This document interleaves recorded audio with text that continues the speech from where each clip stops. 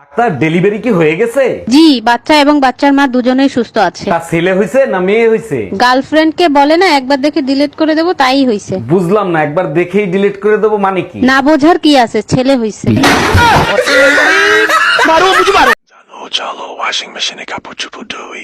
কি ব্যাপার ভাবি, ভাই অসময় কাপড় চোপড় ধোয়ার কথা বলতেছে, কাহিনী কি? অরুণ ভাই, ওটা হলো রোমান্স করার কোড, বুঝেন তো, যৌথ ফ্যামিলিতে থাকে, সব কথা তো আর সবার সামনে বলা যায় না। এটা ভাবি দারুণ প্ল্যান করছেন। তার দিনে কয়বার কাপড় চোপড় ধোন?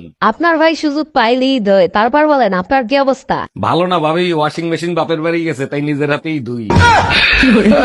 ভাইয়া, আপনার কাছে ফোনের উপরে যে গ্লাসটা লাগাই, গ্লাসটা আছে? জি আপু আছে, 120 টাকা লাগবে। ও আচ্ছা, আর গ্লাস যদি আমি দেই তাহলে? গ্লাস যদি আপনি দেন তাইলে শুধু 20 টাকা দিলেই হবে। এই নেন গ্লাস, ফোনে লাগাই দেন। পলাশাহার মৃত্যুর জন্য একমাত্র দায়ী তার বউ। ঠিকই তো বলেছি, মা ছেলে হানিমুনে যাচ্ছে, বউকে কেন সাথে নিয়ে যেতে হবে? তাকেও সাথে নিতে হলো। রাতের বেলা ঘন্টার পর ঘন্টা একান্তে মা ছেলে কথা বলবে, গল্প করবে, সেখানে কেন বউ ডাকাডাকি করবে? বউ কেন আশা করবে যে তার সাথে গিয়ে সময় কাটাবে? কেন রে ভাই, এত আশা কেন তোমার? সে মহিলা ছেলেকে জন্ম দিয়েছে, কষ্ট করে মানুষ করেছে, শুধু টাকা খেলে হবে ছেলের? ছেলেকেও খেতে হবে, এই যে খেয়ে দিল। আমি মনে করি একটা ছেলে ডিপ্রেশনে যাওয়ার পিছনে তার সর্বোচ্চ কারণ হচ্ছে তার মা। যেমন বউ যদি খারাপ হয়, বউকে ডিভোর্স দিয়ে বাপের বাড়ি পাঠিয়ে দেওয়া যাবে, কিন্তু মাকে কিন্তু কিছু করা যাবে না। যেমন সেই ছেলেটাও কিছু করতে পারেনি, এখন শেষ পর্যন্ত কি হলো, সে তার জীবনটাই দিয়ে দিল।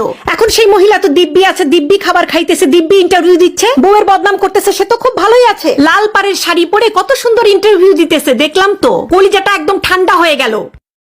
একটা সুসংবাদ আছে, মোর মেন্টাল হসপিটালে চাকরি হইছে। বুঝলাম না, তোমার তো কোনো অভিজ্ঞতাই নেই, তা কেমনে চাকরি হইলো? আমনে কোন কি, মোর 10 বছরের অভিজ্ঞতা আছে। তা 10 বছরের অভিজ্ঞতা কোথায় হইলো? কেন, মোর হরবরি।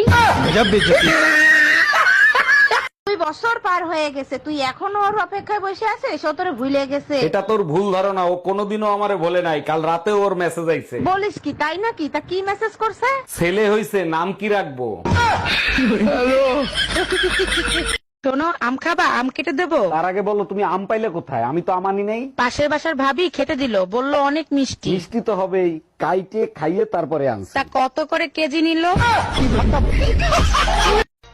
কিছু কিছু মেয়েরা আমাকে দেখে এতটাই হিংসা করে যে মনে হয় আমি তাদের সতীন লাগি ভাই। আপনাকে আমার পছন্দ হয়েছে, আমি বিয়ে করতে রাজি। আপনাকে আমারও পছন্দ হয়েছে, আমিও বিয়ে করতে রাজি। আচ্ছা, আপনি আবার টিকটকে ভিডিও বানান না তো? একদম না, আমি টিকটক দেখি না।